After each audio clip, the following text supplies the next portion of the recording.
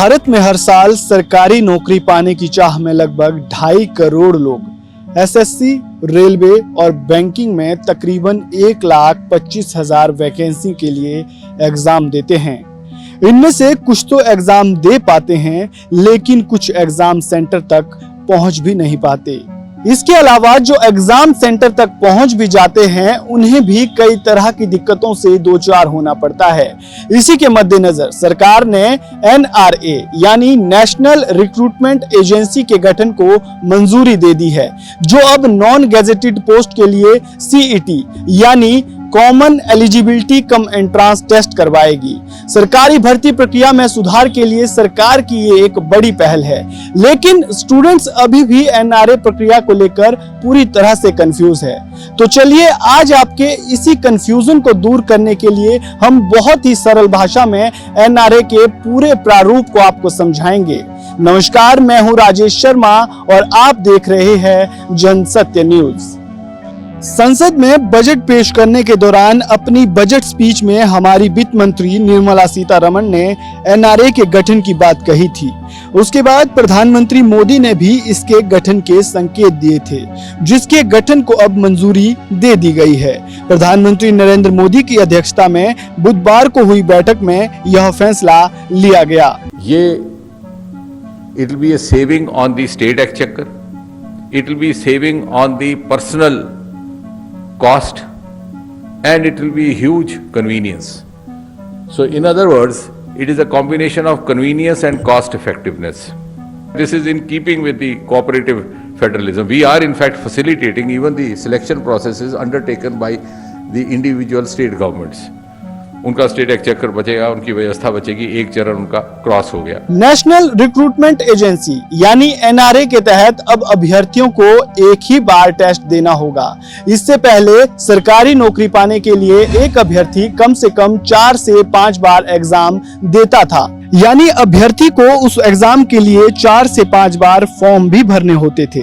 Students को exam देने के लिए अपने घर से दूर जाना पड़ता था। इसके अलावा पैसों का खर्च और मेंटल स्ट्रेस से भी उन्हें दो चार होना पड़ता था। लेकिन NRA के आने से अब स्क्रीनिंग सिस्टम पूरी तरह से ट्रांसपेरेंट बन जाएगा। मल्टीपल स्क्रीनिंग और इवैल्यूएशन राउंड खत्म हो जाएंगे, जिसके जरिए गवर्नमेंट स्टैंडर्ड और इवैल्यूएशन स्टैंडर्ड भी सुधरेगा।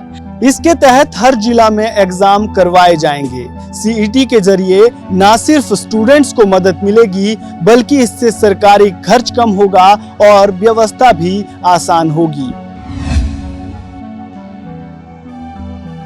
अब अगर NRA की व्यवस्था को समझने की कोशिश करें तो NRA सभी भर्ती बोर्डों के लिए ऑनलाइन कॉमन एलिजिबिलिटी टेस्ट यानी CET का आयोजन करवाएगी। इसके तहत ग्रुप B एवं ग्रुप C के नॉन टेक्निकल पदों पर भर्ती के लिए परीक्षा होगी। CET में एग्जाम में सफल होने वाले अभ्यर्थी संबंधित बोर्ड की मुख्य परीक्षा में शामिल हो सकेंगे, यानी मेन एग्जाम दे पाएंगे। मुख्य परीक्षा में विफल होने के बाद भी उन्हें 3 साल तक सीधे मुख्य परीक्षा देने की अनुमति होगी। कॉमन एंट्रेंस टेस्ट की मेरिट लिस्ट 3 साल तक मान्य रहेगी। इस दौरान कैंडिडेट अपनी योग्यता और प्राथमिकता के हिसाब से अलग अलग सेक्टर में आवेदन कर सकेंगे। अब अगर NRA के स्वरूप को समझने की कोशिश करें तो इसका मुख्यालय दिल्ली में होगा और इसका जो चेयरमैन का पद होगा वो केंद्र के सचिव स्तर का होगा। इसके साथ उन सभी बोर्डों को इसका प्रतिनिधित्व करने का मौका मिलेगा जिनके भर्ती बोर्डों को इससे जोड़ा जाएगा। अब अगर NRA की खासियतों की बात करें तो NRA साल में 2 बार CET का आयोजन करेगी। रजिस्ट्रेशन से लेकर परीक्षा व मेरिट लिस्ट सब ऑनलाइन मोड में होगा। NRA के तहत 12 भाषाओं में CET में 12 भाषाओं में शामिल होने का विकल्प दिया जाएगा। 10वीं, 12वीं और स्नातक पास आवेदकों के लिए अलग अलग टेस्ट होंगे। मानक पाठ्यक्रम के आधार पर बहुविकल्पीय प्रश्न यानी MCQ पूछे जाएंगे। सुरक्षा के उच्च मापदंड अपनाए जाएंगे। टेस्ट के तुरंत बाद नतीजा मिल जाएगा। अधिकतम उम्र सीमा तक कई बार परीक्षा दे सकेंगे। हर जिले में एक परीक्षा केंद्र होगा और इसके तहत 1000 से ज्यादा केंद्र खोले जाएंगे। पहले फेज में RRB, SSC और IBPS को इससे जोड़ा जाएगा। एनआरए के लिए 1518 करोड़ का आवंटन किया गया है, जो 3 साल में खर्च होगा। राज्यों के भर्ती बोर्ड और निजी क्षेत्रों को भी इसमें शामिल करने की योजना है। वैसे तो सीईटी के लिए 1000 परीक्षा केंद्र बनाए जाने की योजना है, लेकिन शुरुआत में देश के 117 जिलों में परीक्षाओं का आयोजन करवाया जाएगा।